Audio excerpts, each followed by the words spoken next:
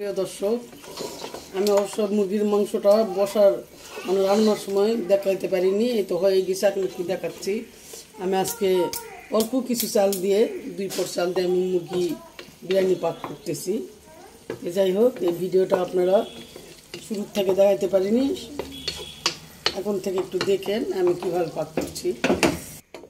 মাংসটা আমি আলু দিয়ে রান্না করে আলাদাভাবে এটা নামিয়ে নিয়েছি। এবারে আমি যাব পোলাও, এটাতে আমি জলটা একটু জ্বালায় দিলাম। এবারে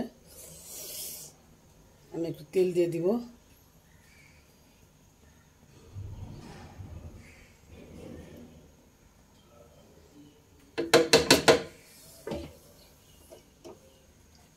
তেল দিলাম, এর মধ্যে পেঁয়াজ দিব না, যেহেতু শুধু পোলার চালটা দিব। একটু তেলটা গরম হলে ধুয়ে রেখেছিলাম এই পোলার চালটা আমি দিয়ে দিলাম। এবার আমি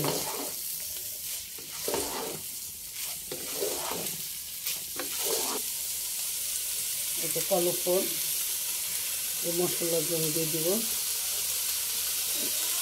দারচিনি,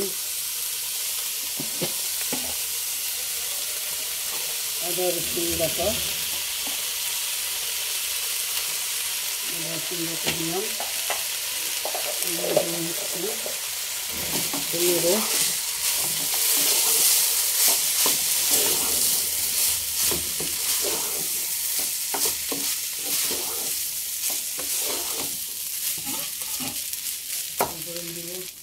স্বাদ মতো লবণ, মোটাতে লবণ দিয়েছি, তারপরে অল্প দিলাম, দেখে দিতে পারবো।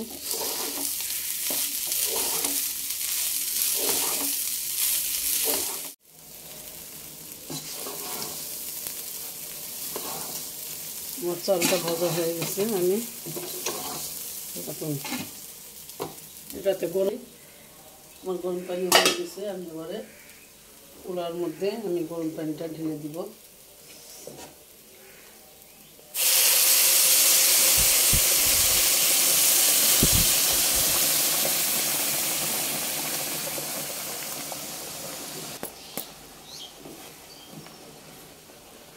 এটার মধ্যে এখন দিব এই কাঁচামরিচ কটা দিয়ে দিলাম। এবার আমি দিব এই রান্না করে রেখেছিলাম যে গোশতটা মুরগির, সেই গোশত দিয়ে দিলাম। এবারে আমি এটারে নেড়ে চেড়ে সুন্দর করে এবারে আমি এটারে ঢেকে দিব। ঢেকে দিলাম। চুলাটা ডিম করে রেখেছিলাম, প্রায় মনে হয় পোলাওটা হয়ে গেছে। হ্যাঁ হ্যাঁ হয়ে গেছে, দেখতেই পাচ্ছেন। মুরগি বিরিয়ানি পাক করলাম সকালে নাস্তার জন্য। মাঝে মধ্যে আমি এভাবে ছোট মুরগি দিয়ে আমি ঘরের জন্য একটু পোলাও রান্না করি সকালের নাস্তা।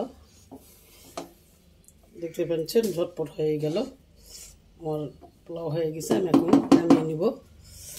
আর আপনাদের যদি খেতে ইচ্ছা করে অবশ্যই আসবেন, আমি আপনাদের জন্য খাবার নিয়ে থাকবো। ডেকে দিলাম, এখন নামিয়ে নিব।